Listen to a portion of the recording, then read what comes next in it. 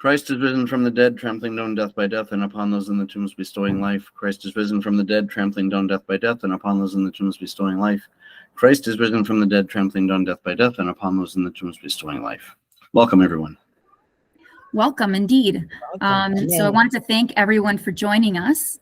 And we hope that by the end of the session, your questions have been answered. And if not, you can always ask them at the Q&A at the end or email us at info@A2OCA.com.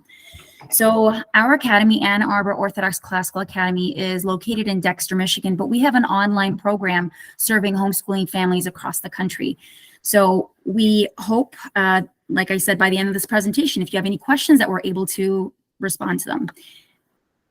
So today's session will introduce the people involved, myself, Very Reverend Father Gregory Joyce, as well as our online kindergarten instructor, Mrs. Ana Ramirez. We'll talk just really briefly about why a classical Christian education is important, what is a classical education, and although this presentation will not delve into what classical education is in too much, we'll just give you a very brief overview, and there are a lot of really great resources online to learn more about classical education. And in fact, we've compiled some great resources on our website if you want to visit, www.A2OCA.org. And just go under the About Us tab, the main tab About Us, and the sub-tab Classical Education. At the very bottom of that page, there are some resources listed for your leisure. And then we'll jump right into the online program. And Mrs. Ana Ramirez will provide us a sampling of what she's been doing with their kindergarten students this year. And then we'll open it up to question and answers. And stay tuned. At the end, we have an incentive for enrollment by May 30th. All right, so introductions. Father Gregory Joyce, would you like to introduce yourself? Oh. Perhaps you're muted, Father. We cannot hear you. Can you unmute? There I am. Sorry, there was a delay for some reason. I'm Father Gregory Joyce. I'm the rector of the school. I'm also the priest at St. Vladimir Church, where the school is located. And I'm very happy to be here tonight. I'll be happy to talk about things like the theological aspect of what we're working on at our academy and why that's important as soon as Irene tells me that I'm supposed to do that. So I won't do it in the introduction. I think I'll do that later. Right. And briefly, I'm Irene Melabiotis. I'm the interim head of school. And I am a formally educated teacher. I have a PhD in education. And after doing that, I decided to devote myself to raising my kids. I'm currently homeschooling my son, and he's enrolled in the online program with Mrs. Ana Ramirez, and he's grown leaps and bounds over the past several months since he started in September. So I'm really enthused about the quality of this curriculum, what the students are learning, and we want to share it with far and wide with those interested in joining our academy. Anna, if you want to introduce yourself. Yes. You can all hear me, right? Yes, we can. Okay. I'm the kindergarten instructor. I've been a teacher for, I was a full-time teacher for 30 years, maybe a little more than that. And then after that, I retired. Went back part-time a couple years, retired again. People keep finding me and saying, hey, will you teach us? And I've been tutoring and teaching small groups for the last 10 years. That's about right. Maybe it's 8. Anyway, but I've had 16 years, full part of all those years, 16 of those have been full-time in kindergarten, and other years I've had kindergarten kids for different situations. So, because I'm also a Spanish teacher, so I've had, I've had them in my Spanish classes, and I've had them in tutoring. And anyway, I really enjoy the young ones. Would you like me to say anything about my background other than education? If you wish, maybe another minute or so. Okay. So I'm the grandmother of 2. I came to Orthodoxy something like 25 years ago. I began to investigate Orthodoxy, but I was baptized about 11 years ago. And I was baptized rather than chrismated because we couldn't find my paperwork. So anyway, that's that part of me. And of course, my own education, I have degrees in both secondary and elementary education, as well as bilingual education, a kindergarten endorsement, and teaching fields in both languages and science. So Wonderful. Thank you, Anna. And just before we begin, our academy, Ann Arbor Orthodox Classical Academy, began with the intention of being a brick and mortar school. We still are. We're opening our doors in September as a full-time program. But when we started sharing news about our school with other parishes, surrounding parishes, parents were coming up to us and asking if we had any program offerings for homeschooling parents. So that's when we started to think about online as an option. And through the grace of God, we were introduced to Mrs. Ana Ramirez, and she's been a blessing to our academy. So just wanted to throw that in there.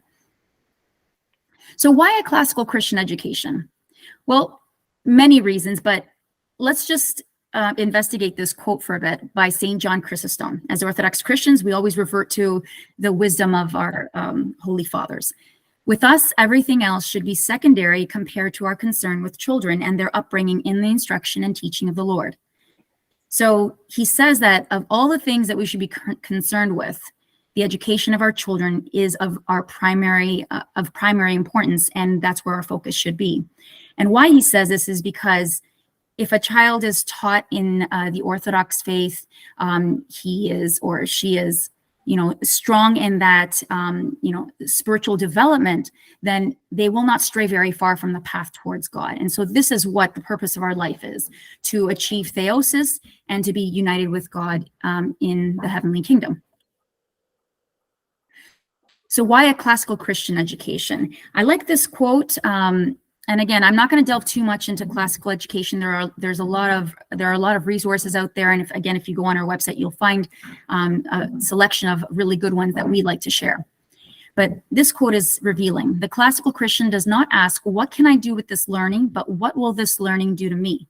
The ultimate end of classical Christian education is to enable the student or disciple to better know, glorify, and enjoy God.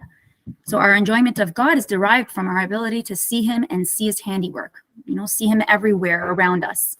And so that's what a classical Christian education strives to do. It strives to create an individual that's fully mature in Christ, can see his handiwork. And again, the purpose of life in the Orthodox faith as we see it is theosis, so our unification with God. And a classical Christian education certainly does that. And our motto reveals, our goal, which is to instill wisdom and virtue in Christ within each of our students. And the online students, we have the same goal for online students as well as our full-time students. So once you join the academy, you're part of that mission that we strive to accomplish. So what is classical education? As you can see, it involves two stages, the trivium and the quadrivium. We will not talk about the quadrivium because that's later up in the grade levels, but immediately important to what we're doing is the trivium stage. So there are things, the three stages on the right-hand side that you can see. The grammar is the roots of the program. Dialectic or logic is the trunk, and as it spreads out, you'll see the leaves, and that's the rhetoric stage. And what is it about? It's about learning in classical languages. So starting in third grade, we'll be doing Latin, and then we'll learn actually also Church Slavonic to also grow our students' faith in the Orthodox Church. That's later years and certainly more likely in the full-time program. But if there is a need for online parents to have exposure to that, we will certainly find a way to provide that. And it involves reading the classical literature, reading from primary sources and not secondary sources. So the curriculum that we are offering both to our online and in-person students that are enrolled in those programs will have the same quality curriculum. All right. So we are a proud member of the Association of Classical Christian Schools. And in fact, we're one of 4 ACCS schools in Michigan and the only Orthodox Christian classical school. And since 2012, we've been on a grassroots mission to try to protect our children from anti-Christian teachings. So a need of this arose, from the parents coming together and realizing that we needed to do something to provide our children a education that honored their body, mind, and soul as creations of our triune God. Mm.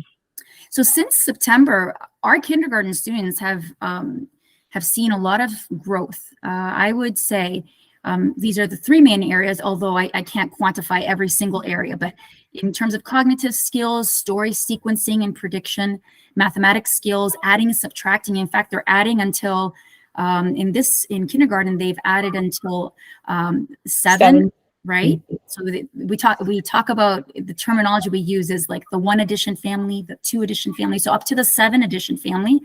And then in subtracting, we will be going up to the 6 subtraction family, but we're up to the 5 subtraction family for now. Mm-hmm. And then language skills, my son who did not know how to read, just knew his alphabet going into kindergarten in September, now can read through his phonics instructions and through his excellent teaching through Mrs. Ana Ramirez's lessons online. He can read simple words. When I ask him sentences and simple sentences, when I ask him to sound out words, he's able and capable to do that because of the phonics rules that he is aware of through the program. So he's also able to write very clearly, spell very accurately most of the time. Of course, there's always room for growth, and his vocabulary has expanded immensely. Okay, so what is our online program about? It is for homeschooling families, as I mentioned before. In September, we'll be offering kindergarten to 2nd grade and 3rd and 4th grade based on demand, but certainly kindergarten to 2nd grade. And it is on Mondays, Tuesdays, and Thursdays for 1 hour and 15 minutes each day. The starting times vary depending on the grade level and the parents' availability. We want to work with parents on that. So we'll find a time during the day that works for all parents involved who wish to partake in this program. And it is taught by practicing Orthodox Christians. So if you have a child that is going to be entering 1st grade in September and you wish as a homeschooling family to enroll them in our online program, they'll likely be taught by another Orthodox Christian who's also well-versed in the area of education, just as Mrs. Ana Ramirez. She will be our kindergarten instructor for next year, though. So at this point, I will hand it over to Mrs. Ana, who will show us a sampling of an online lesson. Can everyone see icons? Oh, you're all muted. Except for me, 1 second. It's in the right place on my screen, so I'm going to assume yes. All right, so we always begin with prayer. And what we've been doing is the Lord's Prayer at the beginning, and we finish up at the end with a prayer to the Theotokos. But of course, since Pascha, we've been also singing Christ is risen from the dead.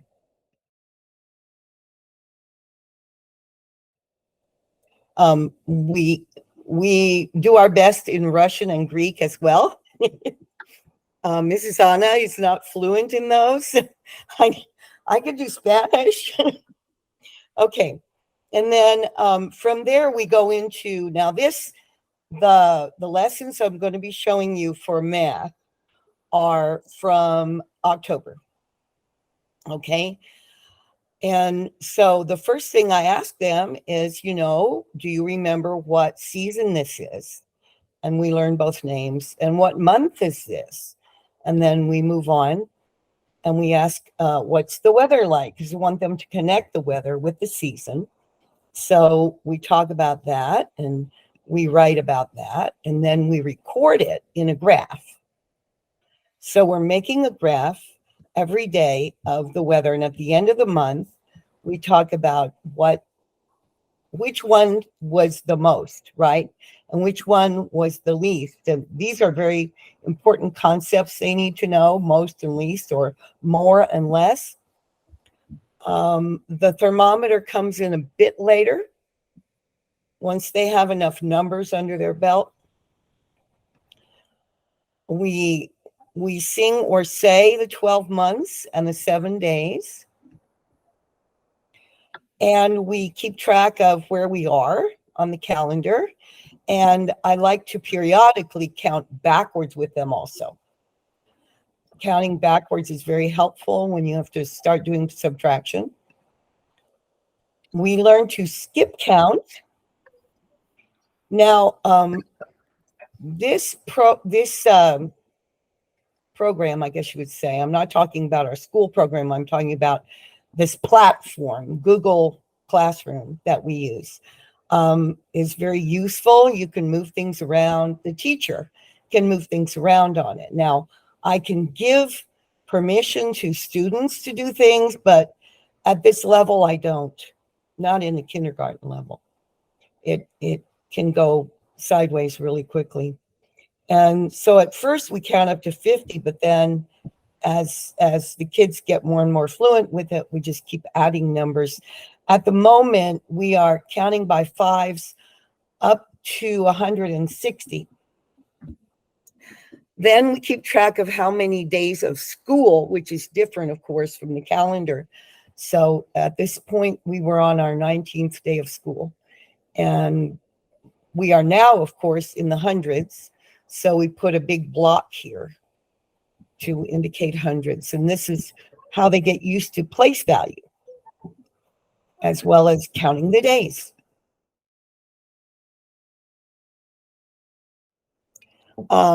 This was our very first addition lesson. And so I thought this would be perfect to show you. So I tell them Sam and Pam. Well, first of all, I cover up one of them. I say Sam and Pam were in the yard playing, and they had one ball.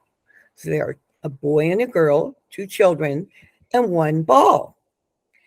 If Pam has the ball, how many balls does Sam have? 0 balls. That's right, 0. Now, by this time, they know, let's see, 19 days is 4 weeks. So they know at least up to 4 to recognize. They probably know a lot more than that because of all the counting we're doing in the early part of the lesson every day. So I say, how many does Sam have? Sam has 0. So this is 0 right here. And then we say, but there is a ball here, right? Pam has 1 ball. So that's 1. And then this thing here is called a plus sign. And it tells us that you put those 2 numbers together and then it equals 1. It equals 1. Now, the other way to do it, Pam throws the ball to Sam. And now Sam has 1 ball. Pam has 0. But how many balls in total do we still have? 1 ball. And so we do this quite a bit. Every time we introduce a new math fact or new set of math facts, and you'll notice they're in a little house, and eventually they get put together in sort of a block of townhouses, I guess you would call them. All right. Oh, I skipped something. I'm sorry. This is where we begin to learn 1st, 2nd, 3rd, 4th, and 5th, right here. And the kids are learning 10th now. We take it a little at a time. Here, I tell them, okay, look at these numbers. Can you tell me which one is 13? And I encourage them to point at the screen because their parents right there. And the parent can tell them yes or no. I want them to feel that they are interacting with everything. And then we have to work on what numbers come in between. And this is not an easy concept for them. So we spend some time. We spend quite a bit of time on that. Now, these things are not in the book yet when they're in the lesson. None of this is from the book. If your child is in the online classroom with me, they will be getting all this personal instruction that is not in their book. They have a workbook. So they have this where they practice with me. And then we'll get to, I have a workbook page in here that you can see. So here are other concepts that they will be seeing later in their lessons. Small, medium, large. What are the names of the shapes? How to draw shapes. I was really surprised when I saw they wanted us to draw a hexagon. I was, wow, okay, they're pretty little, but let's try. So anytime they have to learn to draw something new or write a new letter or a new number, we always start with dots, and it seems to help. Okay, this is from the first lesson, right out of the book. I kind of reorganize it to fit on my page, but they have to say where's 3 and where's 4, which one is which. So we identify that. And then there are 6 jars here because our math book tells the story. Well, it gives a very short, it just gives the scripture reference and expects us to tell the story. In this case, of the wedding at Cana and the 6 jars of water that were made into wine. So the number is 6. And boys and girls, this is how we make the number 6. I want you to put a dot up here at the top of your first blue line and another dot here at the bottom, right underneath it. And then we're going to put one kind of over to the side here along this middle dotted line. And that looks a little strange, but you'll see why. Okay, are you ready? Put your finger on the screen and follow me.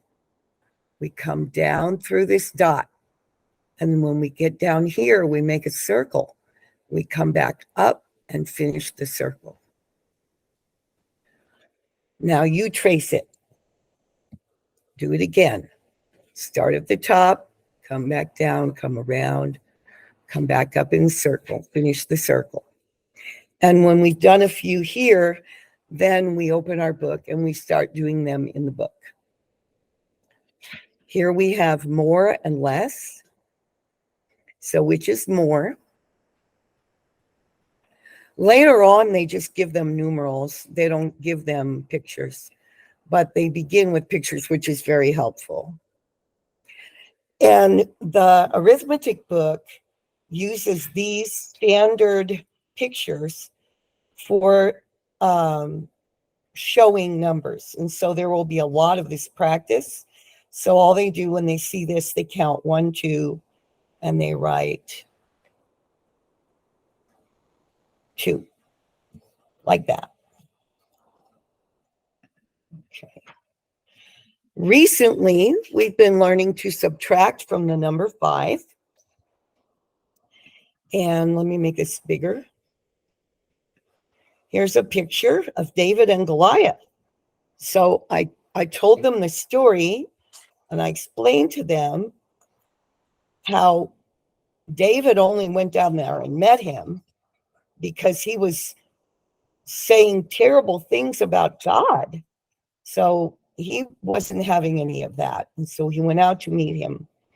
And he had 5 stones in his little sack. And he only needed 1 to knock Goliath down. So here we have 5 stones. If we don't take any away, how many do we still have? 5. So 5 minus 0 equals 5. If we take 1 stone away to throw it, then how many stones are left in the bag? Like that. And so I use the words minus and subtract and take away interchangeably because the children have 2 or 3 languages, and I want to be sure that they get the concept and don't get mixed up. Okay. So this eventually becomes one of those families that's in the houses.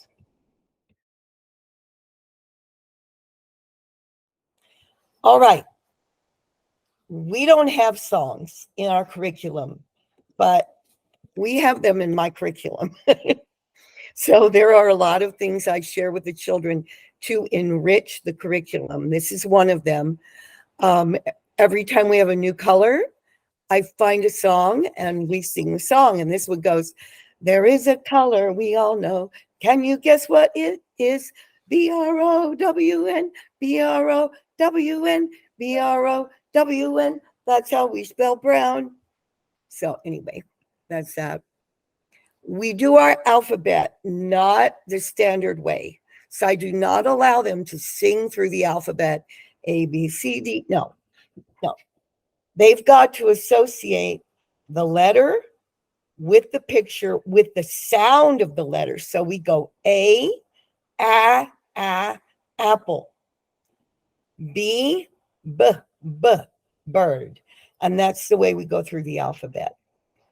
And then very shortly, I think it's the second week, we add in short vowels. So we go apple, egg, igloo, octopus, umbrella. And we deal with short vowels past Christmas. I can't remember the exact month that we started adding long vowels, but we're already past long A, long I, long O.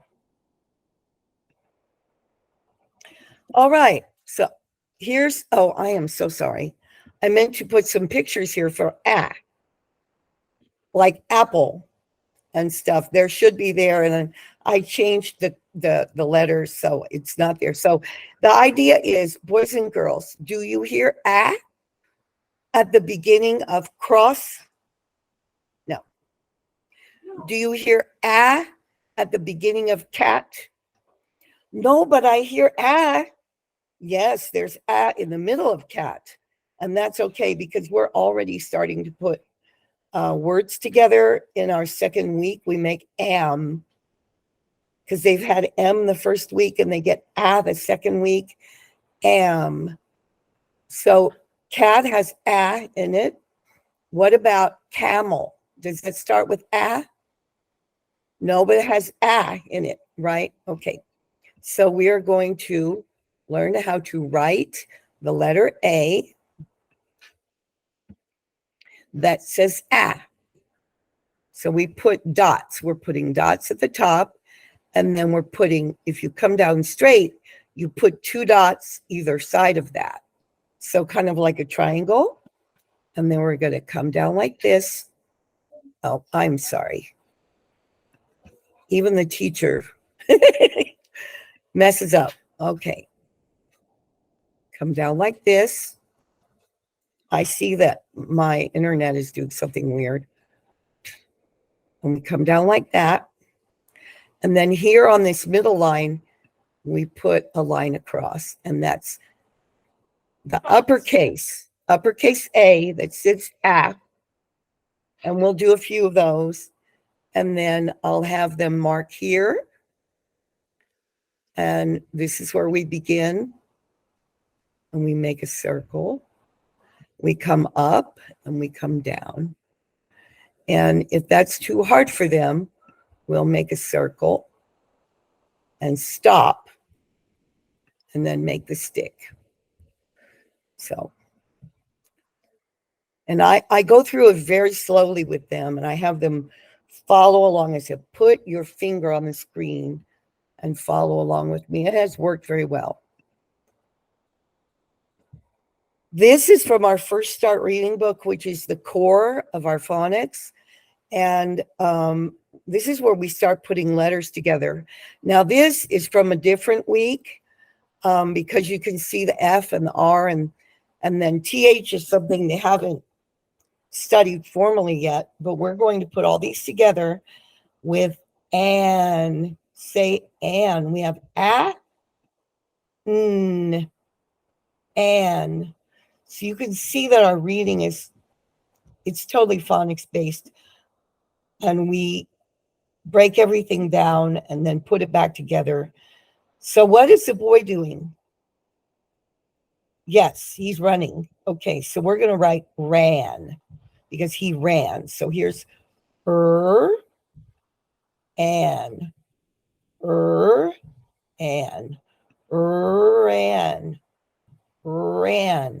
ran. We do that with all of those. The TH is there because of the and that. And so these are what we call common words or sight words that are kind of ahead of what they're doing and may not follow the rules. This is the very first story that we have in our little storybook called Fun in the Sun. So you can see it works great. The cat is fat. The fat cat sat.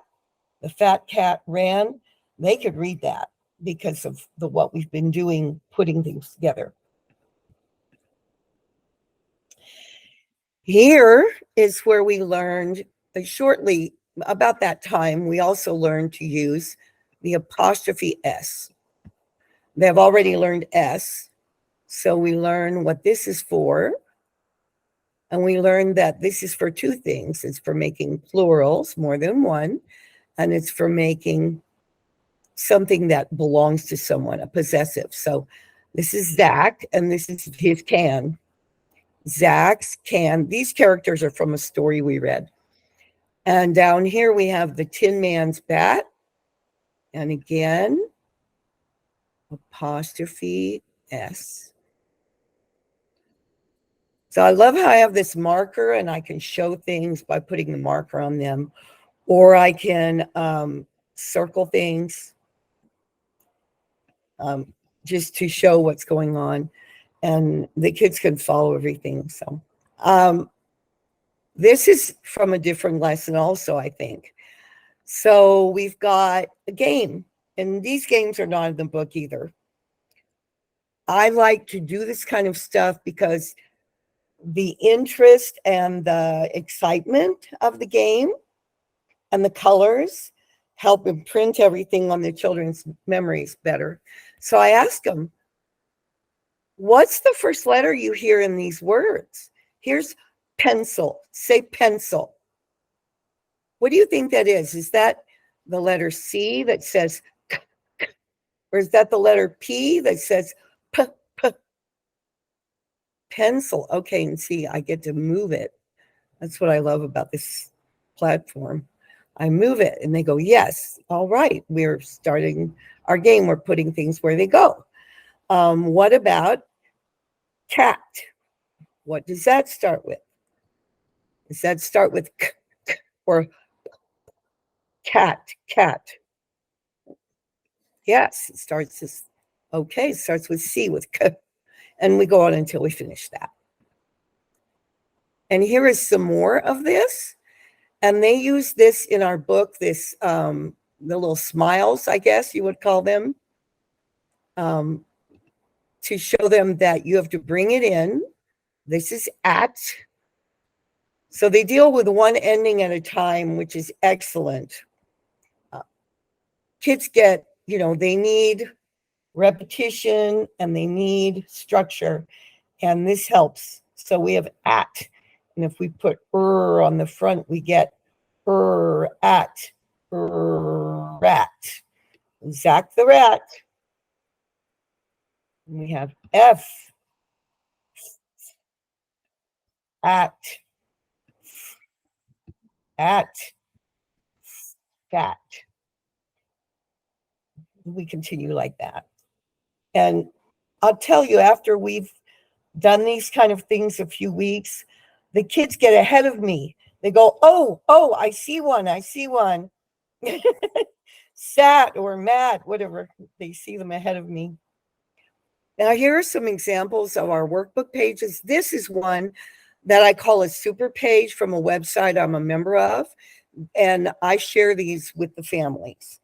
So we will decide among us, the parents and teacher, whether we want to work on them together or whether you want to work on it with your child, in which case I can email those to you. And every week I email a list of all the pages we'll be using and a copy of the lesson plan. If you don't want to look through the whole lesson plan, it's fine. But a lot of people really do enjoy having the list of all the pages put in one place. One of our moms, since she has other children coming up, she wants to just make copies for the first child. And that way she knows what to make a copy of. This page over here is from our Harcourt Phonics, which has been moved on into a Memorial Press publication now. So they have very similar things for next year in the Memorial Press publication. And the kids get to, at first, they only circle things, but as they get to be more proficient writers, we actually write the letter in where it's missing. So you see here, let me make that a little bigger. They're focusing on what it ends with, which is great. A lot of kindergarten programs don't do that at all, or they wait until April. You know, this is October. Okay. This is another example of a game, but this is from this week. This past week we played this. So I have the kids, I go, okay, this is move. These guys are moving a sofa. Can you find the word move? I don't do it the other way. I show them the picture and I ask them to find the word, so they really have to read. And here's an example of one of the cute little stories that I've been using. These are not part of our curriculum, but I'm a member of another website where they have these, and I love them. The kids love them. So the big hit, the Tin Man has a bat. And we talk about that a little bit. What's a Tin Man? A lot of them haven't seen The Wizard of Oz. Is he a robot? No, he's not a robot. He's a Tin Man. Jill has a mitt. Anyway, it goes on. He's trying and trying and trying, and finally he gets a big hit at the end. And this is all full of short I. So that would be later. This was not from the October lesson. Okay. And that's the end of that. Wonderful. And I just also want to add that Mrs. Ramirez also offers, instruction in some of the enrichment topics that we talk about, literature and science, as time allows. And certainly if parents have special requests, I'm sure Mrs. Anna would be happy to entertain those as well. Yes. Mostly as you saw right now in the sampling of a lesson, or, combination of some of the lessons, but sampling of what the lessons look like. The lessons primarily focus around phonics and mathematics. Mm-hmm. But the curriculum is complete, and so as homeschooling families, you are able to go at your pace. And the great thing about the curriculum is that it's guided in the way that it tells you. On Monday, this is what we do for each of these subject areas. On Tuesday, this is what you complete. And of course, if you miss a day in phonics or you don't complete everything, you can complete it the next day or the day after.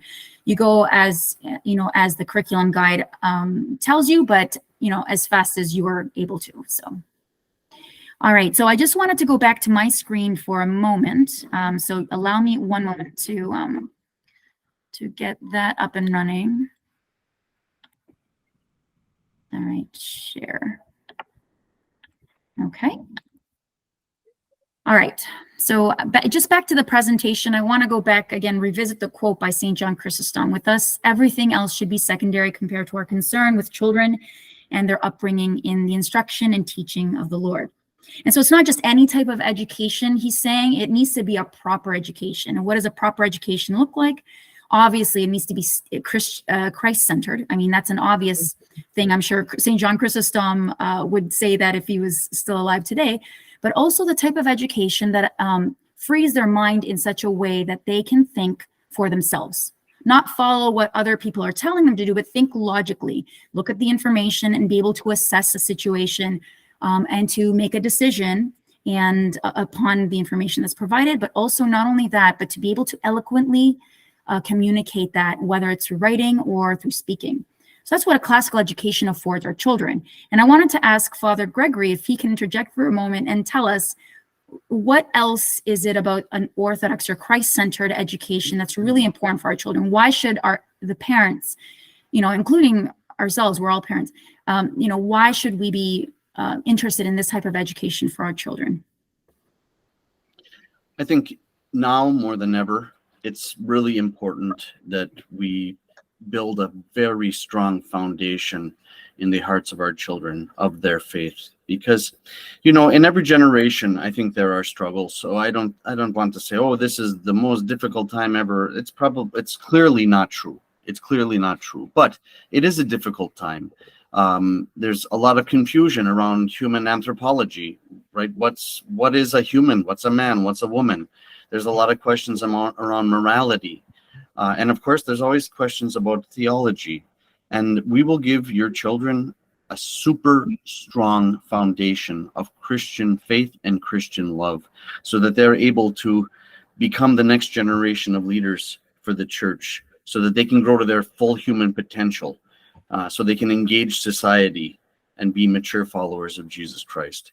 In the end, as parents, this is what we're going to answer for. We need to educate the children. I'm such a proponent of education and of classical education. I couldn't be more so. But what they will get at Ann Arbor Orthodox Classical Academy, in addition to an incredible education, they will also get a super strong foundation of Christian faith and love. And that is absolutely priceless. So, thank you, Father. Certainly, we can agree that an education is important, but the proper education is what we should be striving for. And to help, establish kind of a spiritually edifying kind of education on Wednesday mornings, and this wasn't included earlier, but I wanted to mention it now. Wednesday mornings, we have catechism class. So for online students, we will provide a link to that class that you can watch at a time that suits you. But every week on Wednesday mornings, we meet in person, and that provides the basis for that catechism instruction that our children need. We learn about what church is about, who is part of the church family, what is divine liturgy, and then when we approach feast days, we talk about what Great Lent means. What do we do during Great Lent? So, and we do lots of activities, and those, PDFs of those activities are shared with students in the online program. So I just wanted to move forward now, and okay, so what's next? Connect with us. I mean, is there a better investment of our time, talents, and treasures than to invest in the proper education of our children? I would think that St. John Chrysostom would agree with the answer. No, there isn't a better investment than in the proper education of our children. I want to mention that there's also discounts for families with multiple enrolled children, and tuition assistance is also available for families in need. So how do you apply? If you go on our website, www.A2OCA.org, click on the admissions, the main tab along the top called admissions, download and complete the application form as well as the tuition contract. And you just email us a scan, a clear scan of your completed application and contract to info@A2OCA.org. Or you could mail in, and if you'd like, that address is also provided on your forms. So again, as I mentioned before, there is a incentive. Enroll by the 30th of May. And you can receive 1 month tuition free, which is just spread out over the course. If you're choosing, there are 3 payment plans. If you're choosing the 10-month or the trimester payment plan, it just makes your payments reduced.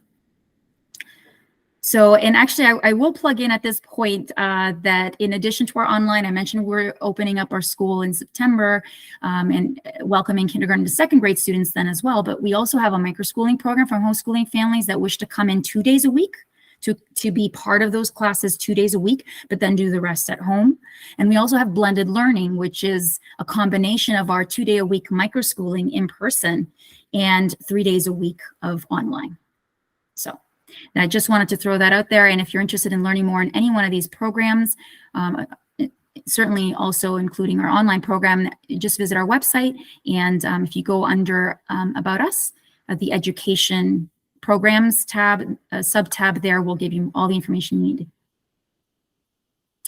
Okay, so now we open it up to any questions that anybody might have. And I will stop sharing at this moment. So don't be alarmed if you can't see my screen any longer. Let's see. Great. Okay, now I can see everybody. So if there are any questions that anybody has, now's the time you can unmute yourself and say your first name. Unmute yourself, please. Yes, of course, before you start talking. Otherwise, we won't know who's asking a question. All right. And if there aren't, limited questions, and that's perfectly fine too. I have a few that I keep getting asked, and I'd be happy to ask you, Mrs. Ana Ramirez, some of them, and then the others I can address. Mm-hmm. I guess one of the, sorry, yes, go ahead. Can you hear me? Hello. Yes, I can hear you. My name is Luba. I joined you guys a little bit later, so I'm just trying to understand if I got it right. As of right now, you're offering online program, and this whole presentation was about that 3 day a week online program, right? So I'm trying to understand if there's a option for a full-time pre-K or K program, something that is more reliable, I guess, if I can call that, that I can be sure that my child will be there from the morning till a certain time.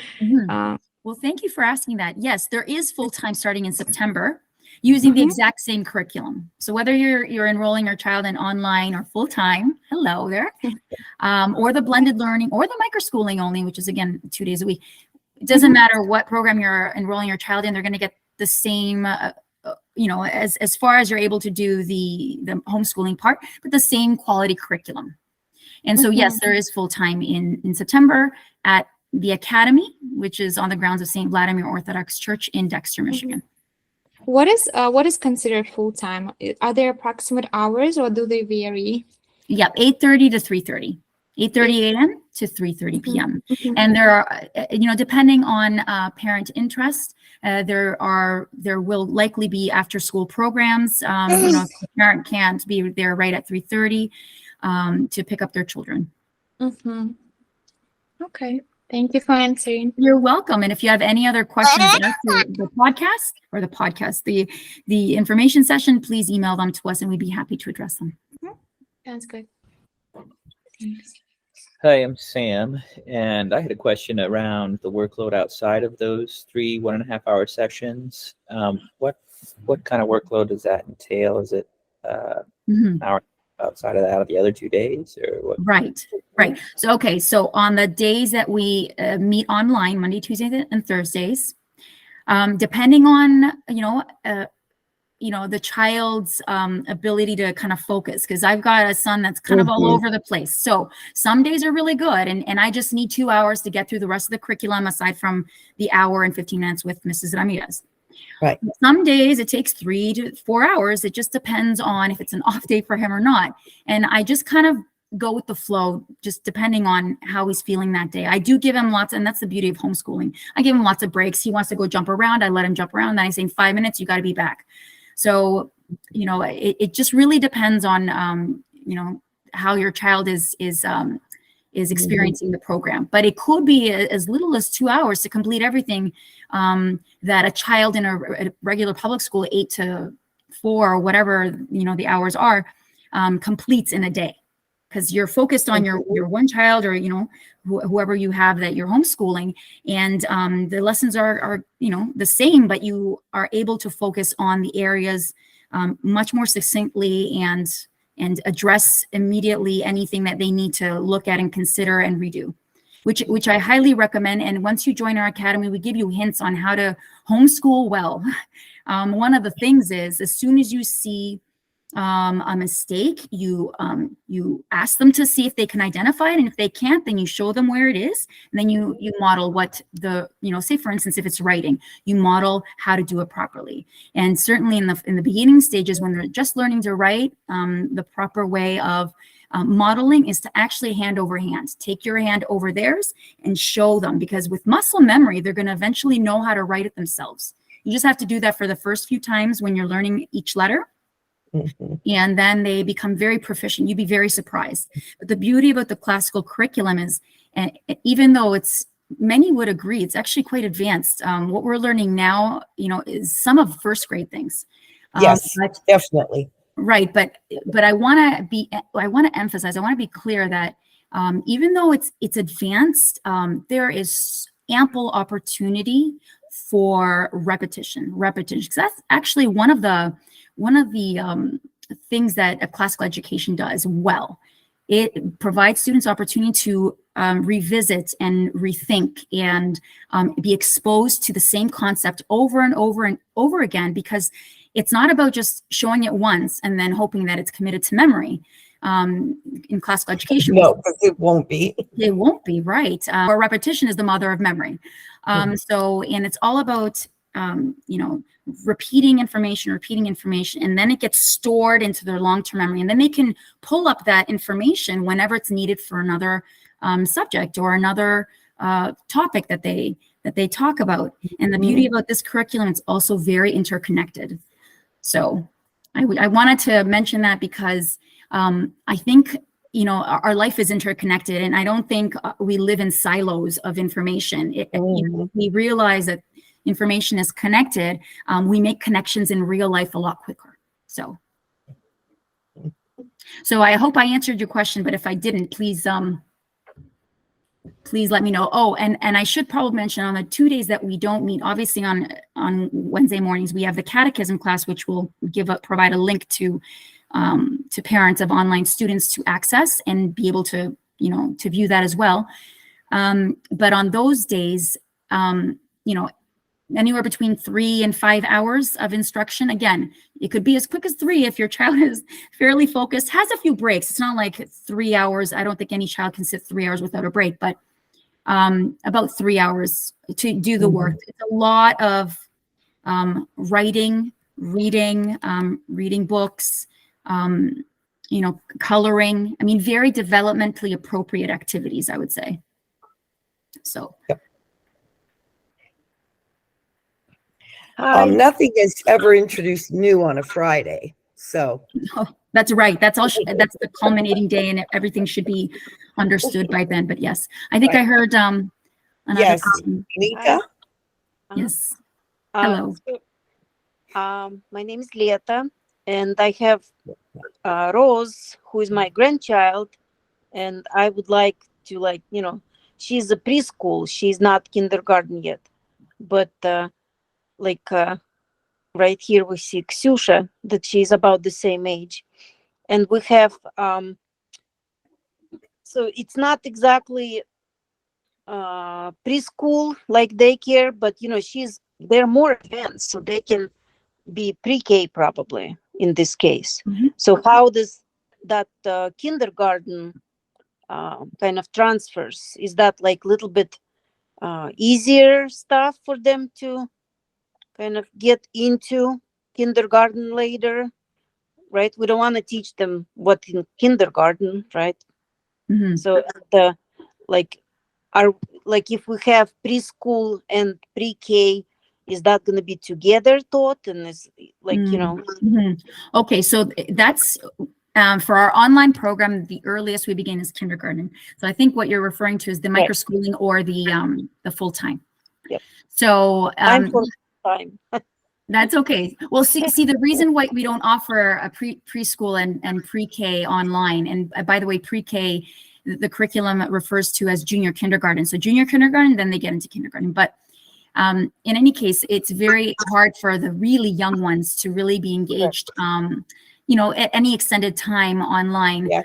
So that's why we don't offer it that young. But even our curriculum provider, Memoria Press, and by the way, we've adopted and adapted their curriculum. So not 100%, but like very, very, very close, like 95%. There's some things that we have to tweak just to make sure that it's consistent with the Orthodox faith, especially with copybook passages that students write and have to memorize. Yeah, so not for online, but if we're talking about the full-time, we intend to have separate classes, but if need be, we will be joining. One question that I think some parents have is, how do I prepare my child for preschool or junior kindergarten or kindergarten? Now I'll ask Mrs. Ramirez to address the kindergarten one. But for preschool, just how to prepare, do you have any any thoughts on what kind of activities or things that parents should do to help the child be prepared to enter kindergarten in September? But for the preschool and junior kindergarten levels, we're talking about 3-year-olds for preschool and for junior kindergarten. I think a lot of experiential activities, singing songs, certainly singing the alphabet. I know Mrs. Ramirez says that she doesn't encourage just singing the alphabet right through. And that's not because it's not a good thing to do. It's because we're focusing in this program on phonics.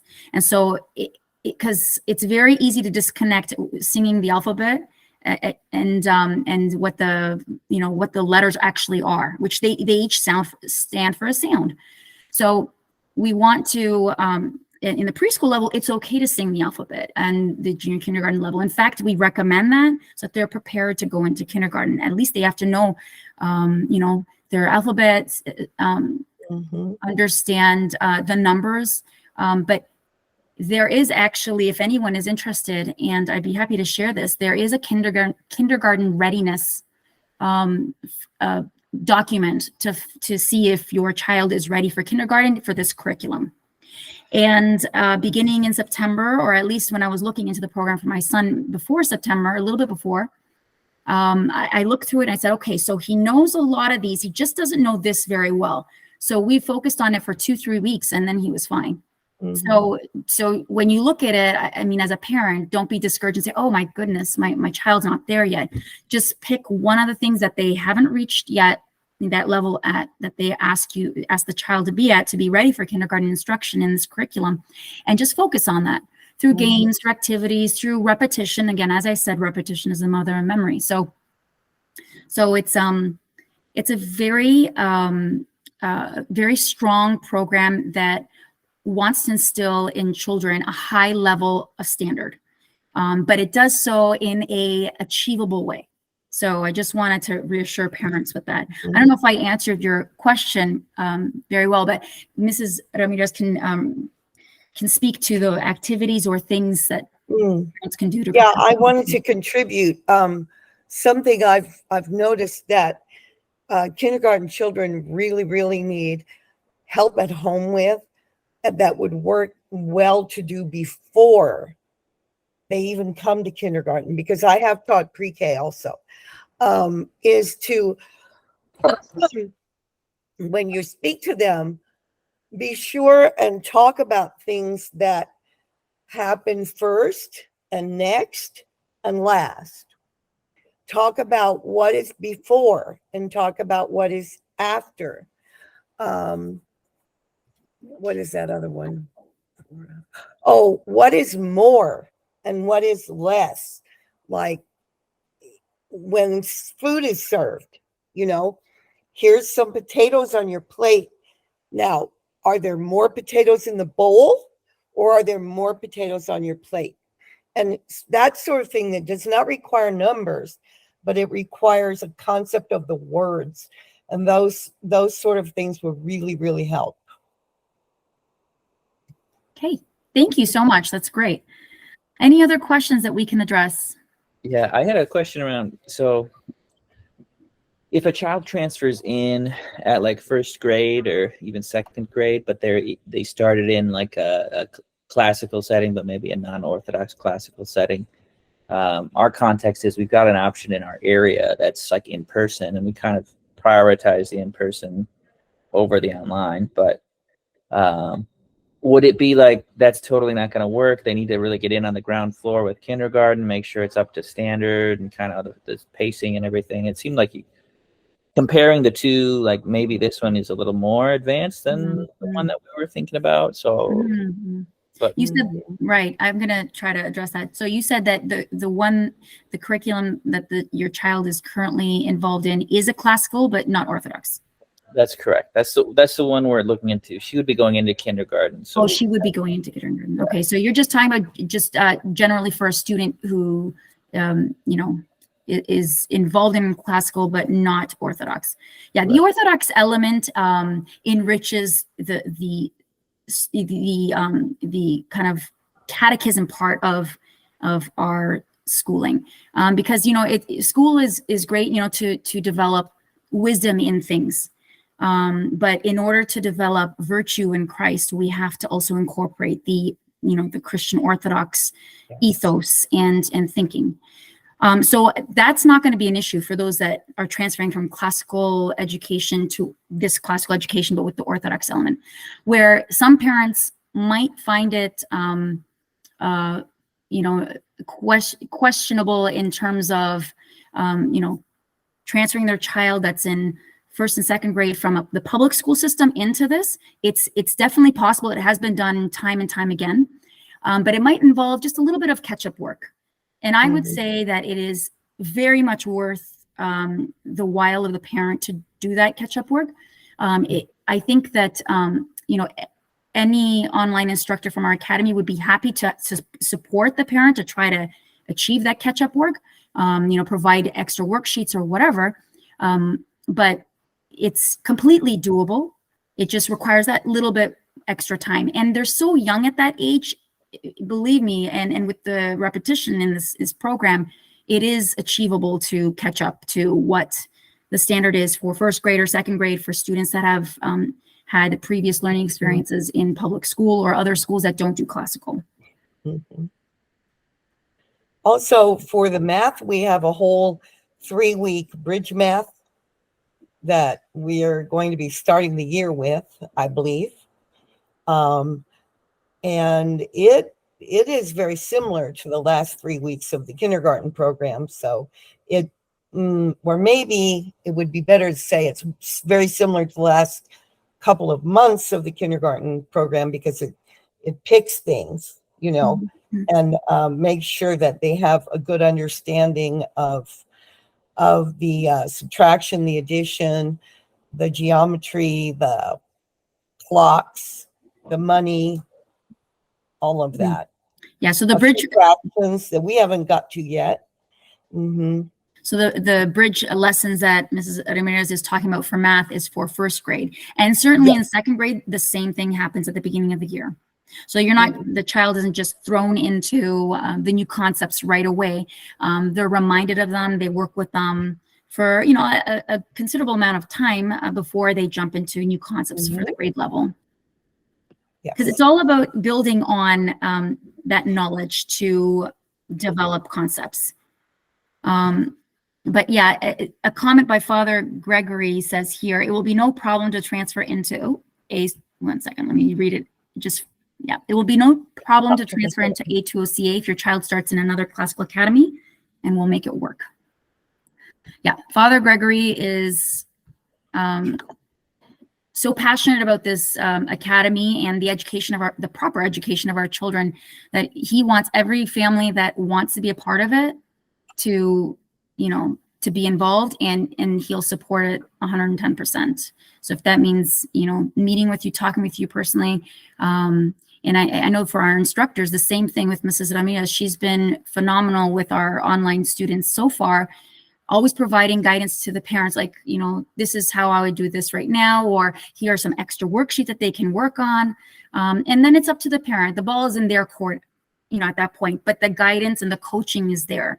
And that's what makes this program really unique, because especially for people already using the Memoria Press curriculum, they're pretty much on their own unless they go to an academy that uses their curriculum fully, which is not very common, or unless they go to Highlands Latin School in Kentucky, which that's where the curriculum is tested. So here you would get complete support all throughout the week, to try to help you deliver the best possible homeschooling education for your children through the online program. And again, as I said before, we're doing full-time as well. So there's no need to homeschool your child if you are if you're enrolling your child in the full-time program.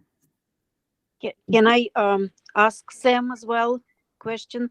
Yes, I'm sure Sam would like to hear. So how far away are you from Ann Arbor? It's about an hour drive. Yeah, it's hard. But Yeah, it's not.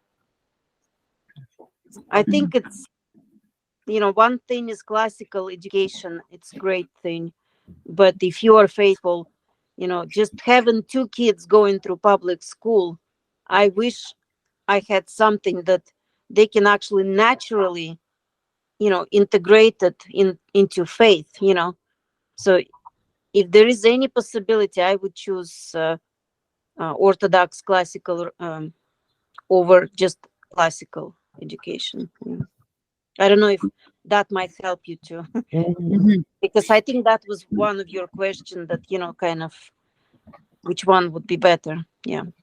Can I just add there, because that's a very good point. In some of our presentations at local parishes, one person came up to me at the end of the presentation and said, I'm so glad that you're doing Orthodox classical, because she said, I went through the classical system, classical education, although it was incredibly enlightening and enriching for me, mentally, it was missing that spiritual part. And she said, and it's her own words. I mean, she said that her and her classmates almost went crazy, like off the deep end crazy. And, I think with great knowledge comes great responsibility and power. And without a grounding in Christ, it's very easy to just kind of, lose yourself, if that's the proper, way of phrasing it. But so she said, I'm so happy that you're doing it. This is the way to go. You need to have a Christ-centered classical education, because classical education provides a proper education in the training of the mind, and the Orthodox part, the Christian Orthodox part, provides the grounding, to know that you're not alone in the universe. God created you, and God is at the center of everything. So all the things that you're learning, if you look deep enough, you're going to find God. Are there any more questions that we can address now? Otherwise, any additional ones we can certainly through email respond to. So I think that'll conclude our session. Father, if you would like to end us with a prayer, that would be wonderful. And thank you everyone for joining us. Shine, shine, O New Jerusalem, for the glory of the Lord is risen upon thee. Dance now and be glad, O Zion, and do thou exalt the most pure A2OCA in the arising of him whom thou didst spare. Good night, everyone. Thank you. Good night. Right. Thank you.